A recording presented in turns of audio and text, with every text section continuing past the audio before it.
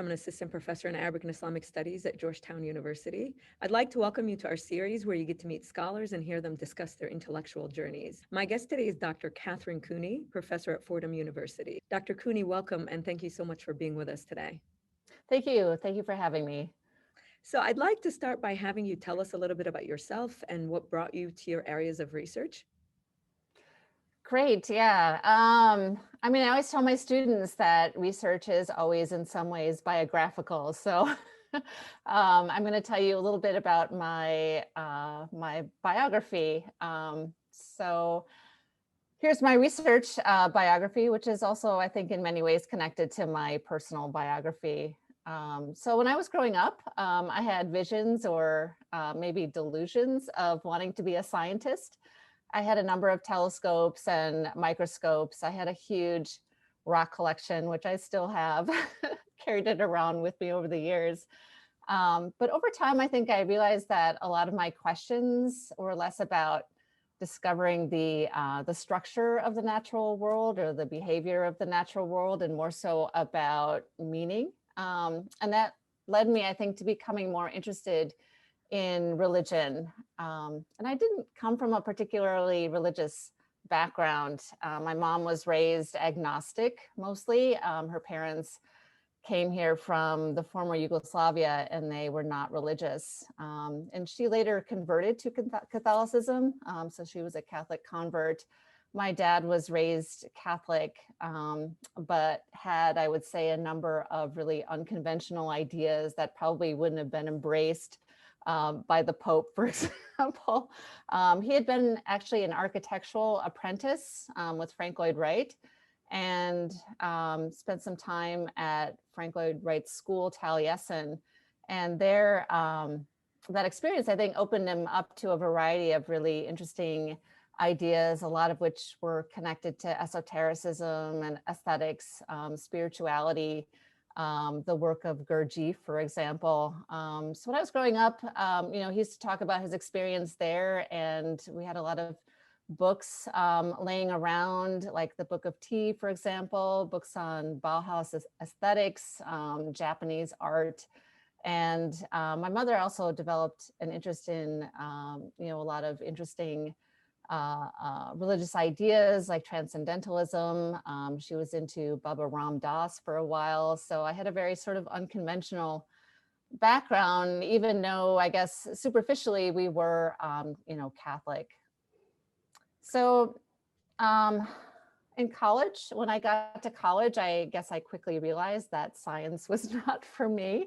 All that math and chemistry and physics and so forth was not really the path I was interested in. So I actually took a lot of courses in the history of science and Hebrew. I thought maybe archaeology was in my future, if not astronomy or or geology maybe. So I became very interested in the history of science and the study of Hebrew poetry. I did a lot of work in biblical Hebrew. But I didn't really want to major in either of those things. So I ended up putting together an independent study in religion, which combined a lot of those interests together.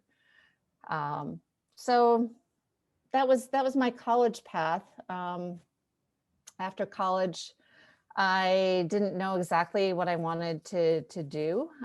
So I took some time off and I worked a lot of different kinds of jobs. I worked in a daycare, I sold shoes, I worked in a grocery store. I taught swimming classes and a number of other things, and I saved up a whole bunch of money so I could go travel.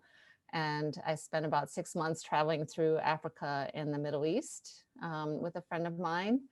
And I can't, looking back on that, I can't believe I had no idea what I was doing. I was just like, oh, let's go. This is going to be fine.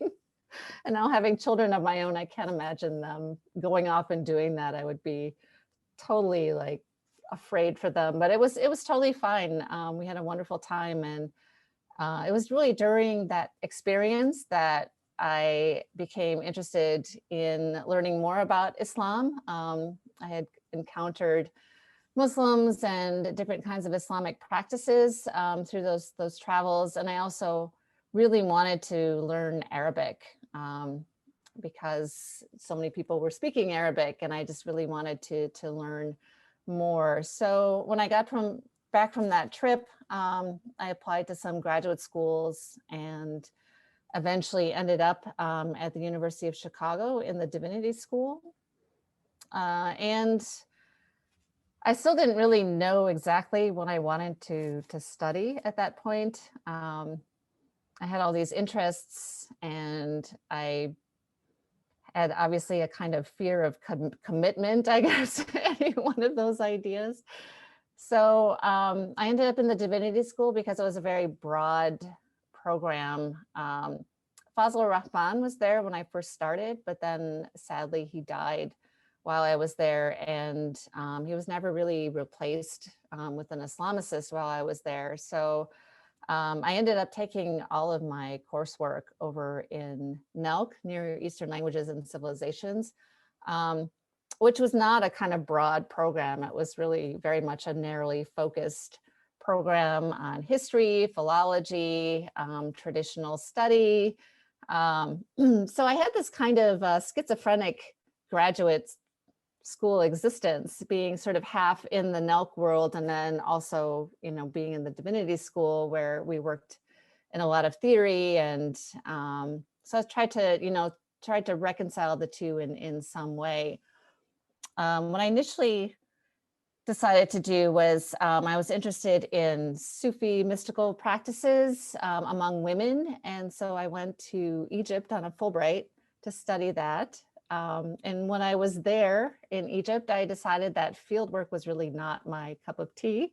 I just had a real problem with sort of that insider outsider. And really it was kind of an ethical dilemma for me. I just didn't feel comfortable in that situation. So, but I had a wonderful time in Egypt, and I learned a lot of Arabic and a lot of other really great things. So when I got back from that, I felt like the kind of work I needed to do would be more archival. And so I was still kind of uncertain about my path. And then I started taking classes with Jonathan Z. Smith, who had been for a long time alienated from the Divinity School. But at that time, he kind of came back and was willing to work with graduate students again. So I took a lot of classes with him, and I just really clicked with his kind of thinking and his approach. And so he agreed to serve as my primary advisor. And from that time, forward, things began to move more quickly. I decided to work on wine, and I guess, thinking about wine wasn't so much, from a kind of, I guess, Smithian perspective. The study of wine was not so much one that focused on, the laws and the prohibition, and the different sort of opinions and the debates about the beverage and so forth, but it was more so on the why of abstinence. And that was one thing that, I guess I learned from Smith was, asking questions about asking the how questions and the why questions, as opposed to the what questions. The what kind of comes later on. So, why is abstinence important? What is the meaning of abstinence? How do people think about abstinence? And also, how did the prohibition sort of come into position? The how, I guess, the kind of language that was used to talk about it, the kind of language through which abstinence was perceived or thought through. Those were the kinds of questions I was interested in. So the dissertation was really about looking at different sort of genres surrounding the question of the prohibition, more so than the prohibition itself. And it was interesting, when that book came out, a lot of people reviewed it and they were kind of like, this is not, Islamic studies, this is something else. She didn't look at these texts or these sources, but those weren't really, I guess, the kinds of questions I was interested in. Being in the divinity school, I was more interested in those kinds of questions having to do with classifications, right? Why this and why not that? Out of all the possibilities we have in the world to talk about something, why do people choose to talk about things in a particular way? Choices in language, because ultimately, I guess I was still sort of interested in issues having to do with religious experience. And how do you sort of extract experience from texts, right? Because there's so many layers concealing, I think, that experience in different ways. And so I think one way to think about experience is thinking about language and the choices people make in terms of their descriptions and their display of something, and the choices that they make, right? I think sort of working through that, you can get to some dimension, although it's limited, you can get to some dimension of experience. Well, wow, thank you for that. I'm wondering if you can give us a sense of how the questions that you've asked in your different projects and research have changed over time, and maybe the types of methods and approaches that you've relied on, how those have also changed as the fields you're working within are changing. Right. That's a really interesting question. When I started out in Islamic studies, it was a very small field. And so, uh, there weren't a lot of, I guess I would describe them as sort of non-traditional approaches to the material. Excuse me, they were all very sort of traditional, historical or political, legal, right? So in many ways, my work was kind of an outlier to that. And, that was okay for a lot of people because I was, interested more in religious studies and not a more traditional kind of Near Eastern languages person. But I still sort of, I was able, fortunately, to develop those interests, regardless, I think, of the way the field was moving. And as I said in the beginning, I think, research in many ways is biographical. I think you need to have that kind of empathic kind of connection with the kinds of questions you're asking and what you choose to do, what you choose to look at, what sources you're interested in, what topics you're interested in. And kind of looking back over my work, I see a sort of trajectory of my research following um, a course of life almost. I certainly, was looking at wine in the beginning, but then I moved into issues of motherhood, having 4 children myself and sort of going through that process of thinking about motherhood, of having an oftentimes ambivalent relationship with motherhood, not understanding it in its entirety. And I think I was thinking oftentimes, there are so many sort of, simplistic projections of motherhood that don't match the reality. So that got me thinking about, those issues in a more historical context when I began to have more time, I guess, to actually do research again. I was just interested in sort of the mechanics of reproduction, going back to my interest in the history of science, and notions of, kind of classification, thinking about the biology of motherhood and also the mechanics, but the laws surrounding being a mother, the kinds of persons who were considered good mothers and the persons who were considered bad mothers, what makes for a bad mother, thinking about sort of fantasies about mothers and motherhood, sort of putting all those different sort of optics together, I think kind of gives you a bigger picture of how mothers were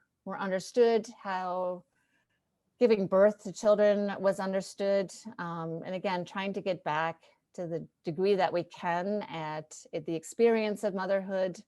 And so that, occupied my time for a long time. And then there were sort of spin-off, I guess, projects related to that. I worked on circumcision for example. And I published most recently an article on cosmetics and body alterations or manipulations. Again, tying to ideas about what sort of traditional ideas are, but then what do we actually see people doing, and how can we come to understand that in some way? Wow. Well, wonderful. Thank you so much, Dr. Kueny, for your time and for being with us. It's been such a pleasure speaking with you. You're welcome. Thank you so much.